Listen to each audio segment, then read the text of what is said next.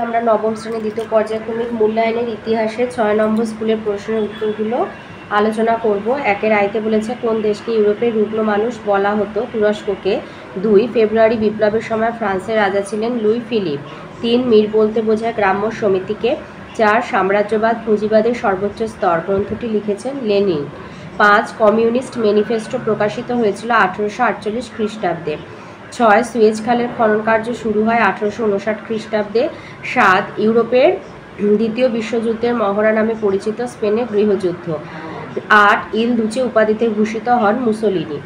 2 দাগে আসি। 2 এতে আছে একটি বাক্যে উত্তর দাও। আইতে দিয়েছে পবিত্র চুক্তির প্রবক্তা কে ছিলেন? যার প্রথম আলেকজান্ডার। 2 নাগরিক রাজা নামে কে পরিচিত? Luis Philip. 3 টেলিগ্রাফ ব্যবস্থার আবিষ্কর্তাকে? Samuel F B Morse. 4 Weimar প্রজাতন্ত্রের প্রথম রাষ্ট্রপতি কে ছিলেন? Friedrich Ebert. বিতে আছে সত্য বা মিথ্যা নির্ণয় করো। আইতে আছে ভিল্লা ফ্রাঙ্কার চুক্তি স্বাক্ষরিত হয়েছিল অস্ট্রিয়া আর ফ্রান্সের মধ্যে। সত্য। 2 ভার্সাই সম্মেলনে সভাপতিত্ব করেন উড্রো উইলসন। মিথ্যা। সিতে আছে নিম্নলিখিত বিবৃতিগুলির সঠিক ব্যাখ্যা নির্বাচন করো। আইতে আছে বিবৃতি হলো জোসেফ ম্যাৎসিনি ইয়ং ইটালি প্রতিষ্ঠা করেন। ব্যাখ্যা 2 ইটালি যুবকদের মধ্যে জাতীয়তাবাদ গড়ে তোলার জন্য বা গড়ে তুলতে। 2 নম্বর বিবৃতিতে আছে শিল্প বিপ্লবের ফলে অর্থনৈতিক সম্পদ বন্টনে বিভাজন আর বৈষম্যের সৃষ্টি হয়। ব্যাখ্যা 3 শিল্প মালিকরা প্রচুর মুনাফা অর্জন করলেও শ্রমিকদের অল্প মজুরি প্রদান করে। 3 দাগে আসি। 3 আইতে দিয়েছে কার্লসবার্গ নির্দেশ কি? মানে ওই যেটা কার্লসবার্গ ডিক্রি, ওইটা কাকে বলে বললেই হবে। কার্লসবার্গ ডিক্রি কি? কার্লসবার্গ হলো জার্মানির একটি শহর। 1819 খ্রিস্টাব্দে মেটারনিক কার্লসবার্গ থেকে যে হুকুমনামা জারি করেন তা কার্লসবার্গ ডিক্রি নামে পরিচিত। এই ডিক্রি অনুসারে জার্মান বিশ্ববিদ্যালয়গুলিতে ছাত্র সংগঠন নিষিদ্ধ করা হয়। আর 2 হচ্ছে জার্মানির প্রগতিশীল এবং উদারনৈতিক মতবাদের কণ্ঠ রোধ করা হয়। 2 দিয়েছে ফ্রান্সের দ্বিতীয় সাম্রাজ্য বলতে কি বোঝো? লিখবে 1848 খ্রিস্টাব্দে ফ্রান্সে ফেব্রুয়ারি বিপ্লবের ফলে লুই ফিলিপ ক্ষমতাচ্যুত হলে দ্বিতীয় প্রজাতন্ত্র প্রতিষ্ঠিত হয়। কিন্তু কিছুদিন পর রাষ্ট্রপতি নির্বাচনে নেপোলিয়নের ভ্রাতুষ্পুত্র লুই নেপোলিয়ান ক্ষমতা লাভ করেন। 1852 খ্রিস্টাব্দে লুই নেপোলিয়ান প্রজাতন্ত্রের অবসান ঘটিয়ে দ্বিতীয় সাম্রাজ্য প্রতিষ্ঠা করেন। 3 নম্বর প্রশ্ন বলেছে ইংল্যান্ডে প্রথম শিল্প বিপ্লব শুরু হলো কেন? ব্রিটেনে প্রথম শিল্প বিপ্লব ঘটেছিল কেন আর ইংল্যান্ডে প্রথম শিল্প বিপ্লব শুরু হয়েছিল কেন? একই উত্তর। তো লিখবে যেহেতু এখানে ইংল্যান্ডে আছে ইংল্যান্ডে বলবে প্রথম শিল্প বিপ্লব ঘটেছিল কারণ হচ্ছে এক হলো শিল্পের জন্য প্রয়োজনীয় প্রধান উপাদান মূলধন কাঁচামাল উৎপাদিত সামগ্রী বিক্রির বাজার ব্রিটেনে ছিল। 2 হচ্ছে ব্রিটেনে বা ইংল্যান্ডে শিল্প সহায়ক বৈজ্ঞানিক যন্ত্রপাতি আবিষ্কৃত হয়েছিল। 3 ব্রিটেনের খনিজ সম্পদ ও প্রাকৃতিক পরিবেশ ছিল শিল্পের সহায়ক। আর 4 ব্রিটেনের সরকার শিল্প উৎপাদনে উৎসাহী ছিল। 4 দিয়েছে আগাদির সংকট বলতে কি বোঝো? আগাদির সংকট কি? মরক্কো থেকে ফরাসি প্রভাব দূর করবার জন্য কাইজার দ্বিতীয় উইলিয়াম 1911 খ্রিস্টাব্দে মরক্কোর আগাদি বন্দরে প্যান্থার নামে একটি যুদ্ধজাহাজ পাঠান। এর ফলে ফ্রান্স ও জার্মানির মধ্যে যুদ্ধ পরিস্থিতির সৃষ্টি হয় যা আগাদির সংকট নামে পরিচিত। শেষ পর্যন্ত ইংল্যান্ডের মধ্যস্থতায় জার্মানি মরক্কোতে ফরাসি কর্তৃত্ব মেনে নেয়। বিনিময়ে জার্মানি ফ্রান্স অধিকৃত কঙ্গোতে 1 লক্ষ বর্গমাইল ভূখণ্ড লাভ করে। 3 5 নম্বর প্রশ্ন ত্রিশক্তি আঁতাত কবে কাদের মধ্যে সম্পাদিত হয়? ত্রিশক্তি আঁতাত বা ত্রিপল আঁতাত কবে কাদের মধ্যে স্বাক্ষরিত হয়? কাইজার দ্বিতীয় উইলিয়ামের ওয়েল্ট পলিটিক নীতির ফলে ভীত হয়ে 1904 খ্রিস্টাব্দে ইংল্যান্ড ও ফ্রান্স জোটবদ্ধ হয়। 1907 খ্রিস্টাব্দে ইংল্যান্ড আর রাশিয়ার বিরোধের অবসান ঘটলে ওই একই বছরে ইংল্যান্ড ফ্রান্স ও রাশিয়ার মধ্যে ত্রিশক্তি আঁতাত গড়ে ওঠে। 6 দিয়েছে জেনারেল ফ্রাঙ্কো কে ছিলেন?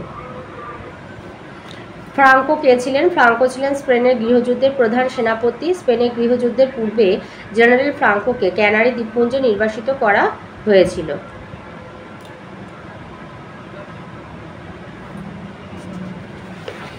এবারে আসি 4 দাগের প্রশ্নে। 4 দাগে বলেছে যে কোনো দুটো করতে হবে। 3টে দিয়েছে, প্রত্যেকটার মান হবে 4 নাম্বারের করে।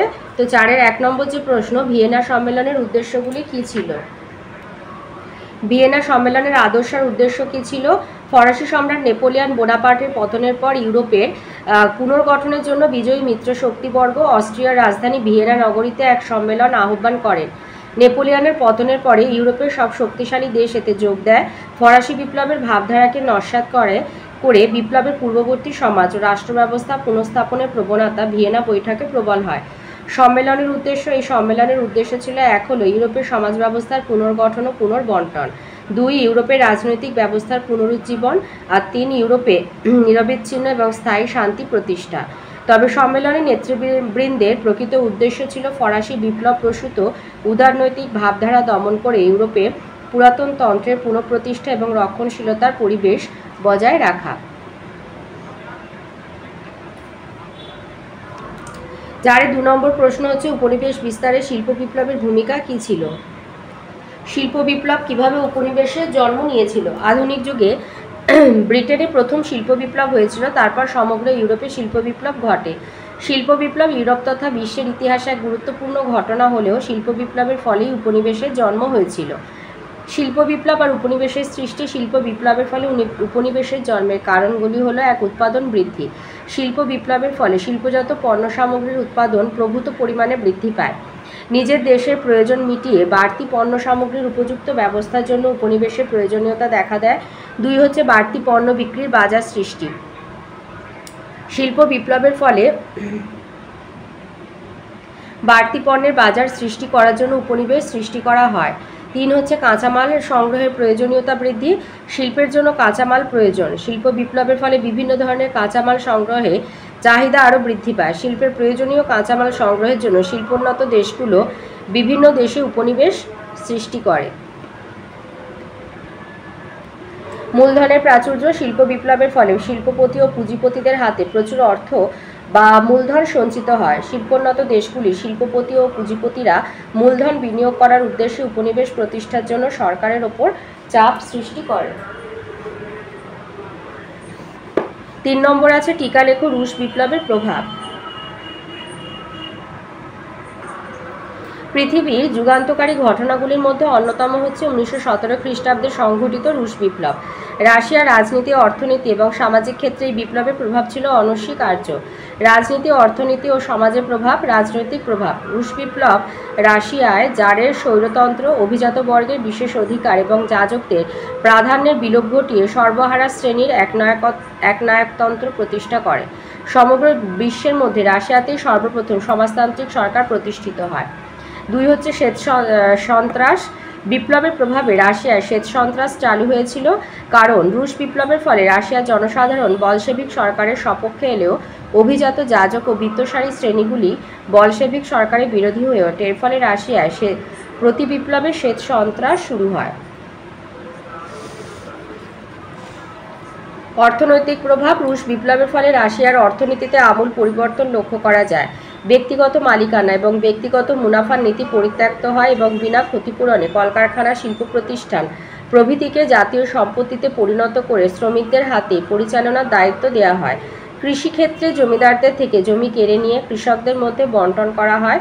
এভাবে রুশ বিপ্লবের প্রভাবে ন্যায্য বণ্টন ব্যবস্থার প্রচলন করে রুশবাসীর অর্থনৈতিক উন্নতির চেষ্টা করা হয়। সামাজিক প্রভাব। রুশ বিপ্লবের প্রভাবে রাশিয়ায় বসবাসকারী অরুশ জাতিগুলিকে সমমর্যাদা ও সমান অধিকার প্রদান করে রুশ জীবনের অংশীদার করে তোলা হয়। মার্কস এঙ্গেলসের সাম্যবাদের বাস্তব প্রয়োগ ঘটে রাশিয়ায়। 1917 খ্রিস্টাব্দে রুশ বিপ্লব প্রচলিত সমাজ কাঠামোয় আমূল পরিবর্তন নিয়ে এসেছিল। এরপরে আসি 5-এর দাগে। 5-এর দাগের আইতে আছে, রক্ত লৌহ নীতি বলতে কি বোঝায় আর বিসমার্ক কিভাবে জার্মানিকে ঐক্যবদ্ধ করেছিলেন। আচ্ছা, রক্ত লৌহ নীতি বলতে কি বোঝায়, এর জন্য হচ্ছে 3 নম্বর, আর বিসমার্ক কিভাবে জার্মানিকে ঐক্যবদ্ধ করেছিলেন এটা 5 নম্বর। তো রক্ত লৌহ নীতি বলতে কি বোঝায় এটা আমি রায়মার্টিনের 148 পেজ থেকে দেব। আর বিসমার্ক কিভাবে জার্মানিকে ঐক্যবদ্ধ করেছিলেন আমার কাছে ছায়া প্রকাশনের একটা সহায়িকা আছে, আমি সেখান থেকে দেব। আচ্ছা, রক্ত লৌহনীতি। বিসমার্কের রক্ত লৌহনীতি। বিসমার্ক বাস্তববাদী রাজনীতিতে বা রিয়েল পলিটিকে বিশ্বাস করতেন। তিনি প্রাশিয়ার আইনসভায় ঘোষণা করেছিলেন, গুরুত্বপূর্ণ কাজ বক্তৃতা বা ভোটের দ্বারা হবে না, তা করতে হবে রক্ত এবং লৌহ নীতি দিয়ে। রক্ত আর লৌহ নীতি বলতে বোঝায় যুদ্ধ আর কঠোর শৃঙ্খলা বোধকে। এখানে আছে জার্মানির ঐক্য আন্দোলনে বিসমার্কের ভূমিকা আলোচনা করো, আর ওই জার্মানিকে কিভাবে তিনি ঐক্যবদ্ধ করেছিলেন, বিসমার্ক কিভাবে, ওই একই উত্তর হবে। জার্মানির প্রথম পর্বে ঐক্য আন্দোলন ব্যর্থ হওয়ার পর জার্মানির ঐক্য নিয়ে হতাশা জটিলতা দেখা দেয়। এই সংকটজনক পরিস্থিতিতে 1862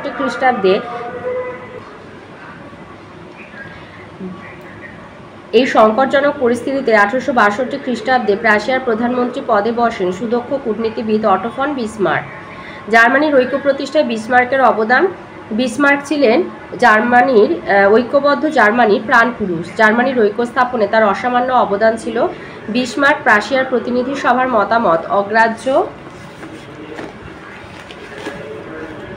করে এক শক্তিশালী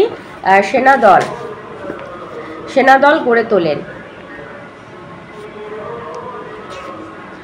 এবং মূলত 3টি সফল যুদ্ধের দ্বারা 1864 থেকে 1871 খ্রিস্টাব্দের মধ্যে জার্মানিকে ঐক্যবদ্ধ করে। সেগুলো এক হচ্ছে ডেনমার্কের বিরুদ্ধে যুদ্ধ। আচ্ছা, ডেনমার্কের রাজা লন্ডন চুক্তি লঙ্ঘন করে 1863 খ্রিস্টাব্দে স্লেজউইগ এবং হলস্টাইন নামে প্রদেশ দুটি সরাসরি দখল করে নেন। ফলে বিসমার্ক অস্ট্রিয়াকে সঙ্গে নিয়ে ডেনমার্কের বিরুদ্ধে যুদ্ধ ঘোষণা করেন। গ্যাস্টিনের চুক্তি যুদ্ধে পরাজিত ডেনমার্ক গ্যাস্টিনের চুক্তি স্বাক্ষরে বাধ্য হয়। চুক্তিতে স্থির হয় যে প্রাশিয়া স্লেজউইগ এবং অস্ট্রিয়া হলস্টাইন লাভ করবে। আর বি হচ্ছে ভবিষ্যতে অস্ট্রিয়া এবং প্রাশিয়া যৌথভাবে স্লেজউইগ হলস্টাইন সমস্যার সমাধান করবে। সি অস্ট্রিয়া ডাচি দুটির সমস্যা জার্মান বুন্ডে উত্থাপন করবে না। অধ্যাপক এ.জে.পি. টেলারের মতে বিসমার্ক গ্যাস্টিনের চুক্তির শর্তাবলী এমনভাবে স্থির করেন যাতে কিছুদিনের মধ্যেই অস্ট্রিয়ার সঙ্গে প্রাশিয়ার বিরোধ বাধে। 2 হচ্ছে অস্ট্রিয়ার বিরুদ্ধে যুদ্ধ। 1 হচ্ছে স্যাডওয়ার যুদ্ধ। ইতিমধ্যে অস্ট্রিয়ার জনপ্রিয়তা কমে গেলে অস্ট্রিয়া জার্মান বুন্ডের সভায় স্লেজউইগ হলস্টাইন প্রদেশ দুটি ডিউক অব অগাস্টেনবার্গকে দেওয়ার প্রস্তাব দেন। ফলে গ্যাস্টিনের চুক্তি ভঙ্গের অজুহাতে বিসমার্ক অস্ট্রিয়ার বিরুদ্ধে যুদ্ধ ঘোষণা করেন। অস্ট্রিয়া স্যাডওয়ার যুদ্ধে প্রাশিয়ার কাছে চূড়ান্তভাবে পরাজিত হয়। প্রাগের সন্ধি প্রাশিয়ার কাছে পরাজিত অস্ট্রিয়া প্রাগের সন্ধি স্বাক্ষরে বাধ্য হয়। এই সন্ধির দ্বারা অস্ট্রিয়া জার্মানির নেতৃত্ব ত্যাগ করে। মেইন নদীর উত্তরে জার্মান রাজ্যগুলি প্রাশিয়ার সঙ্গে যুক্ত হয় এবং যুদ্ধের সময় যে বড় জার্মান রাজ্যগুলি অস্ট্রিয়ার পক্ষ নিয়েছিল সেই রাজ্যগুলি বিসমার্ক দখল করেন। 3 হচ্ছে ফ্রান্সের বিরুদ্ধে যুদ্ধ। সেডানের যুদ্ধ। বিভিন্ন ঘটনাকে কেন্দ্র করে প্রাশিয়া এবং ফ্রান্সের মধ্যে সম্পর্কের অবনতি ঘটলে তাদের মধ্যে 1870 খ্রিস্টাব্দে যুদ্ধ শুরু হয়। সেডানের যুদ্ধে ফ্রান্স চূড়ান্তভাবে পরাজিত হয়। ফ্রাঙ্কফুর্টের সন্ধি পরাজিত ফ্রান্স প্রাশিয়ার সঙ্গে ফ্রাঙ্কফুর্টের সন্ধি স্বাক্ষরে বাধ্য হয়। এই সন্ধির দ্বারা 1 হচ্ছে ফ্রান্স আলসাস ও লোরেন প্রদেশ দুটি জার্মানিকে ছেড়ে দেয়। বি ফ্রান্স $5 মিলিয়ন ক্ষতিপূরণ দিতে রাজি হয়। আর সি দক্ষিণ আর উত্তর জার্মানি সংযুক্ত হলে ফ্রান্স তা মেনে নেয়। মূল্যায়ন হচ্ছে এই 3টি যুদ্ধের দ্বারা বিসমার্ক জার্মানিকে ঐক্যবদ্ধ করেন। প্রাশিয়ার রাজা প্রথম উইলিয়াম ঐক্যবদ্ধ জার্মানির সম্রাট হন। ঐক্যবদ্ধ জার্মানিতে বিসমার্ক একটি সংবিধান চালু করেন। নবগঠিত জার্মান রাষ্ট্রটি পরবর্তী কয়েক দশকের মধ্যে ইউরোপ তথা বিশ্বের অন্যতম শক্তিতে পরিণত হয়। আজকের আমাদের এখানে রথের মেলা হচ্ছে, তো একটু মাইকের আওয়াজ আসছে। এখন 10 দিন আমাদের রথের মেলা চলে, 9 দিন 10 দিন, এবারে 10 দিন পড়েছে, তো সেই জন্য একটু মাইকের আওয়াজ হবে। 2 হচ্ছে 2 নম্বর প্রশ্ন, সাম্রাজ্যবাদ কিভাবে প্রথম বিশ্বযুদ্ধের ক্ষেত্র রচনা করেছিল। আমার কাছে 7টা প্রকাশনের একটা সহায়িকা আছে, তো আমি সেই উত্তরটা সেখান থেকে দেব। তো তোমরা একটু ভিডিওটা পজ করে তুলে নেবে, মানে লিখে নেবে আর কি। এখানে যেটা বলেছে যে সাম্রাজ্যবাদ কিভাবে প্রথম বিশ্বযুদ্ধের ক্ষেত্র রচনা করেছিল, আর এখানে এই যে প্রশ্নটা আছে সাম্রাজ্যবাদী শক্তির সংঘাত প্রথম বিশ্বযুদ্ধের জন্য কতটা দায়ী ছিল, আমরা এই উত্তরটা বলবো। উগ্র জাতীয়তাবোধ থেকে শিল্পোন্নত দেশগুলির মধ্যে সাম্রাজ্য বিস্তারের আকাঙ্ক্ষা ঘনীভূত হতে থাকে। বিশ্বের অন্য জাতিদের পদানত করে তাদের ওপর আধিপত্য বিস্তারের দ্বারা নিজেদের গৌরববোধ ও শ্রেষ্ঠত্ব প্রমাণের মাধ্যমে বিশ্ব রাজনীতিতে প্রাধান্য লাভ করা সম্ভব। এই ধারণা তাদের সাম্রাজ্য বিস্তার নীতিকে আরও প্রলোভিত করে তুলেছিল। ইংল্যান্ড, রাশিয়া, ফ্রান্স প্রভৃতি রাষ্ট্রের সাম্রাজ্য বিস্তারের সাফল্য দেখে ইটালি, জার্মানি ও অস্ট্রিয়াও সাম্রাজ্য বিস্তারের জন্য উদ্যোগী হলো।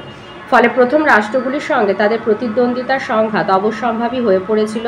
তার উপর শিল্প বিপ্লবের কারণে কাঁচামালের অভাব ও উদ্বৃত্ত পণ্য বৃদ্ধি পাওয়ার ফলে শিল্পোন্নত দেশগুলির মধ্যে কাঁচামাল সংগ্রহ এবং উৎপন্ন শিল্প সামগ্রী বিক্রয়ে বাজারকে প্রশস্ত করার সুযোগ আসে। এই উদ্দেশ্যে আফ্রিকা এবং এশিয়ার দেশগুলিতে আধিপত্য বিস্তারের প্রতিযোগিতা শুরু হয়ে যায়। ইংল্যান্ড বহু আগে থেকেই উপযুক্ত ভূখণ্ডগুলিতে সাম্রাজ্য স্থাপন করতে শুরু করে দিয়েছিল। ফ্রান্স, রাশিয়া এবং ইংল্যান্ড আফ্রিকা ও এশিয়ার সাম্রাজ্য বিস্তারের উপযোগী ভূখণ্ডগুলিকে নিজেদের মধ্যে বণ্টন করে নিয়েছিল। সম্ভবত জার্মানি একটু দেরি করে সাম্রাজ্য বিস্তারের তাগিদ অনুভব করেছিল, ফলে ফ্রান্স ও ইংল্যান্ডের প্রতিদ্বন্দ্বী হিসাবে তাকে বারবার বাধাপ্রাপ্ত হতে হয়। জার্মান সম্রাট কাইজার দ্বিতীয় উইলিয়ামের বিশ্ব রাজনৈতিক তত্ত্বের মূল কথা ছিল জার্মান বিশ্বের মধ্যে শ্রেষ্ঠ শক্তিতে পরিণত হোক। সুতরাং জার্মান রাষ্ট্রবিদ আর সাম্রাজ্যবাদীগণ একমাত্র যুদ্ধ দ্বারাই এই প্রতিদ্বন্দ্বিতায় জয়ী হওয়া সম্ভব এইরকম মনোভাব পোষণ করেছিলেন। প্রথম বিশ্বযুদ্ধের আগে ইউরোপ দুটি সামরিক শিবিরে বিভক্ত হয়েছিল। একদিকে ত্রিশক্তি মৈত্রী জোট ও জোটে অংশগ্রহণ করেছিল জার্মান, অস্ট্রিয়া, ইটালি। অন্যদিকে ত্রিশক্তি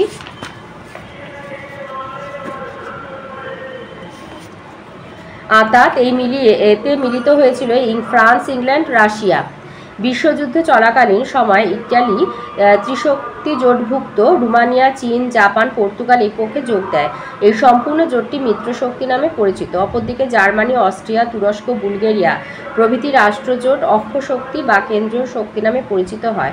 যুদ্ধের প্রথম দিকে আমেরিকা নিরপেক্ষ ছিল, কিন্তু জার্মানি সাবমেরিন দ্বারা আমেরিকার বাণিজ্য তরী ধ্বংস করতে থাকলে আমেরিকা শেষ পর্যন্ত মিত্রপক্ষে যোগ দেয়।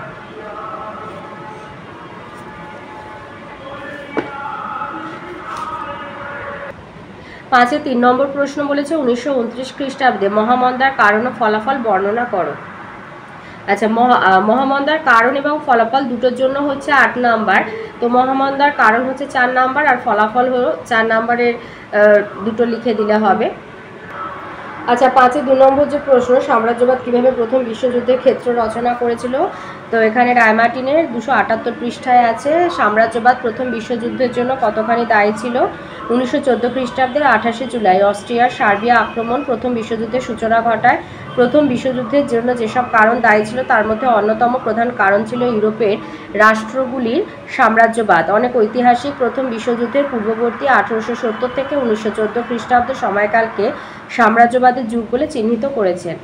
ইউরোপীয় রাষ্ট্রগুলির সাম্রাজ্য বিস্তারের প্রতিযোগিতা 15 শতকের শেষ দিকে ভৌগোলিক আবিষ্কারের পর ইউরোপীয় রাষ্ট্রগুলি পৃথিবীর বিভিন্ন দেশে উপনিবেশ প্রতিষ্ঠা করে। শিল্প বিপ্লবের পর ইউরোপের বিভিন্ন দেশের, বিশেষত ইংল্যান্ড, ফ্রান্স, জার্মানির শিল্পপতি শ্রেণী উপনিবেশ প্রতিষ্ঠার জন্য নিজ দেশের সরকারের উপর চাপ সৃষ্টি করে। ফলে ইউরোপের দেশগুলি এশিয়া, আফ্রিকায় উপনিবেশ দখলের প্রতিযোগিতায় নেমে পড়ে। 2. ইউরোপীয় রাষ্ট্রগুলির সাম্রাজ্যবাদী মনোভাব। প্রথম বিশ্বযুদ্ধের পূর্বে ইউরোপের রাষ্ট্রগুলি সাম্রাজ্য বিস্তারকে গর্বের প্রতীক বলে মনে করত। আগ্রাসী সাম্রাজ্যবাদী মনোভাবের ক্ষেত্রে ব্রিটেন ও ফ্রান্স অগ্রণী ভূমিকা পালন করেছিল। পরবর্তীকালে ইউরোপের অন্য রাষ্ট্রগুলি সাম্রাজ্যবাদী মনোভাব পোষণ করলে প্রথম বিশ্বযুদ্ধের ক্ষেত্র প্রস্তুত হয়। 3 হচ্ছে জার্মানির সাম্রাজ্যবাদী নীতি গ্রহণ। 1870 খ্রিস্টাব্দে জার্মানি ঐক্যবদ্ধ হওয়ার পর চ্যান্সেলর বিসমার্ক বলেছিলেন জার্মানি একটি পরিতৃপ্ত দেশ, কিন্তু কাইজার দ্বিতীয় উইলিয়াম ঘোষণা করেন যে জার্মানি পরিতৃপ্ত দেশ নয়, তার সামনে অনন্ত সম্প্রসারণের সম্ভাবনা আছে। জার্মানির সাম্রাজ্য বিস্তারের প্রচেষ্টার ব্রিটেনের জার্মান ভীতি প্রথম বিশ্বযুদ্ধের জন্য দায়ী ছিল। 4 হচ্ছে সাম্রাজ্য বিস্তারের জন্য সামরিক শক্তি বৃদ্ধি। জার্মানি সাম্রাজ্য বিস্তারের জন্য সামরিক শক্তি বৃদ্ধি করে, কাইজার দ্বিতীয় উইলিয়াম নৌশক্তি বৃদ্ধি করেন। বিভিন্ন দেশে বাধ্যতামূলক সামরিক শিক্ষার অস্ত্র নির্মাণের প্রতিযোগিতা শুরু হয়, ফলস্বরূপ প্রথম বিশ্বযুদ্ধের ক্ষেত্র প্রস্তুত হয়। এছাড়াও সশস্ত্র শান্তির যুগে বিভিন্ন মারণাস্ত্রের আবিষ্কার, গড়ে ওঠা পরস্পর বিরোধী সামরিক জোট উত্তেজনার পারদ বাড়িয়ে দেয়। সেরাজেভোর ঘটনা, তাতে অগ্নিস্ফুলিঙ্গ যোগ করলে প্রথম বিশ্বযুদ্ধ ঘটে। আর 5-এ 3 নম্বর প্রশ্ন 1929 খ্রিস্টাব্দে মহামন্দার কারণ ও ফলাফল বর্ণনা করো। 1929 খ্রিস্টাব্দে আমেরিকার তীব্র অর্থনৈতিক সংকট শুরু হয়, যা শীঘ্রই ইউরোপ তথা বিশ্বের বিভিন্ন দেশের অর্থনীতিকে গভীরভাবে প্রভাবিত করে। এই অর্থনৈতিক সংকট মহামন্দা নামে পরিচিত। কারণ হচ্ছে, এক হলো উৎপাদন বৃদ্ধি। প্রথম বিশ্বযুদ্ধ শুরু হওয়ার পর থেকে আমেরিকায় খনিজ সম্পদ এবং শিল্প উৎপাদন প্রচুর বৃদ্ধি পায়। উৎপাদিত এই বিপুল পরিমাণ পণ্য শুধু নিজের দেশে বিক্রি করা সম্ভব ছিল না, ফলে প্রচুর শিল্প সামগ্রী উদ্বৃত্ত হয়ে পড়ে এবং শিল্পপতিরা উৎপাদনের হার যথেষ্ট কমিয়ে দিতে বাধ্য হয়। 2 হচ্ছে রপ্তানি হ্রাস। হ্রাস প্রথম বিশ্বযুদ্ধে এবং তার আগে ইউরোপে আমেরিকায় উৎপাদিত শিল্পদ্রব্য আর ভোগ্য পণ্য বিক্রির ভালো বাজার ছিল, কিন্তু যুদ্ধের পরবর্তীকালে ইউরোপীয় দেশগুলো নিজেরাই শিল্প সামগ্রী ও ভোগ্য পণ্য উৎপাদন করতে থাকে। ফলে ইউরোপে মার্কিন পণ্য রপ্তানি যথেষ্ট হ্রাস পেয়ে মার্কিন অর্থনীতি বড় ধাক্কা খায়। 3 হচ্ছে শিল্প সংস্থার নিয়ন্ত্রণ। বিংশ শতকের শুরু থেকে আমেরিকার উৎপাদন ব্যবস্থায় ছোটোখাটো উৎপাদকদের গুরুত্ব হ্রাস পায় এবং দেশের যাবতীয় উৎপাদন মুষ্টিমেয় কয়েকটি শিল্প সংস্থার হাতে কুক্ষিগত হয়ে পড়ে। বিশ্বের বাজারে এইসব শিল্পজাত পণ্যগুলির চাহিদা কমায় শিল্প সংস্থাগুলো উৎপাদন কমিয়ে দিয়ে কর্মী ছাঁটাই শুরু করলে দেশের বেকার সমস্যা তীব্র হতে থাকে। আর 4 কৃষকদের দুর্দশা। প্রথম বিশ্বযুদ্ধের পর বাজারে কৃষি পণ্যের চাহিদা ও মূল্য উভয়ই দ্রুত কমতে থাকে। ফলে কৃষকরা সীমাহীন অর্থনৈতিক দুর্দশার শিকার হয়। উৎপাদিত পণ্য বিক্রি না হওয়ায় বা পণ্য বিক্রি করে যথার্থ দাম না পাওয়ায় কৃষকরা তাদের ঋণ পরিশোধে ব্যর্থ হয়। তারপরে হচ্ছে শুল্ক হার দিয়ে দেবে। আমেরিকা নিজের উৎপাদিত সামগ্রী বিক্রি বাড়ানোর উদ্দেশ্যে বিদেশ থেকে আমেরিকায় আসা পণ্যের ওপর অত্যধিক হারে শুল্ক চাপিয়ে দেয়। ফলে সেই সব পণ্যের মূল্য বেড়ে গিয়ে আমেরিকায় এর বিক্রি কমে যায়। ইউরোপের বিভিন্ন দেশেও একইভাবে আমেরিকা থেকে আসা পণ্যের ওপর উচ্চ হারে শুল্ক চাপালে ইউরোপে মার্কিন পণ্যের দাম বেড়ে গিয়ে তার বিক্রি ব্যাহত হয়। ফলে আমেরিকা থেকে পণ্য রপ্তানি কমে যায়। এই অবস্থায় মালিকরা উৎপাদন বন্ধ করলে কলকারখানাগুলি বন্ধ হয় আর বহু মানুষ বেকার হয়। মূল্যায়ন 1929 খ্রিস্টাব্দে মহামন্দা আমেরিকায় চরম সংকটের সৃষ্টি করে। আমেরিকার ব্যাংক ব্যবস্থা ভেঙে পড়ে। ব্যাংক থেকে নিজেদের গচ্ছিত টাকা ফেরত না পেয়ে বহু আমানতকারী নিঃস্ব হয়। শিল্প বাণিজ্যে প্রভূত ক্ষতি হলে দেশে তীব্র বেকার সমস্যা দেখা দেয়। এই মন্দা আন্তর্জাতিক অর্থনীতির ওপর বহুমুখী প্রভাব ফেলে।